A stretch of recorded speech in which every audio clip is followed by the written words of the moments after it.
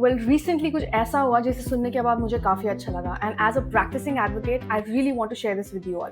Imagine कीजिए आप सुबह सुबह उठते हो और आपके अगेंस्ट किसी ने कोई एफआईआर रजिस्टर कर दिया है। आपने तो बिल्कुल कोई क्राइम कमिट नहीं किया but now your reputation, your family and your career, everything is on trial.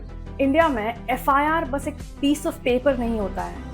It's fear, it's social stigma, it's sleepless nights, police station visits. And as a practicing advocate, I have seen people break, not because they are guilty, but sometimes and generally the system moves faster in such cases before we can establish the truth. जब तक आप ये prove करें कि आप innocent है, अगर आपने क्राइम कमिट नहीं भी किया है, you have to follow the procedure of law, you have to go through the process of getting the bail and the trial etc.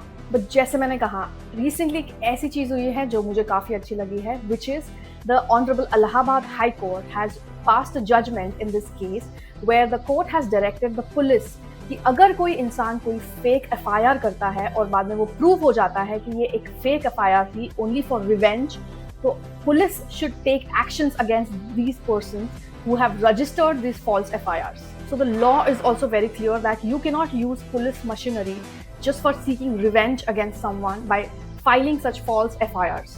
Because criminal law is a shield for innocence, not a weapon for revenge. I feel that justice is not just about punishing the guilty, but it is also about protecting the innocent. False FIRs की वजह से सिर्फ एक इंसान harm नहीं होता है. They weaken the genuine victims, they waste police resources, and they dilute the real justice. When the law is misused in such a way, the society loses hope.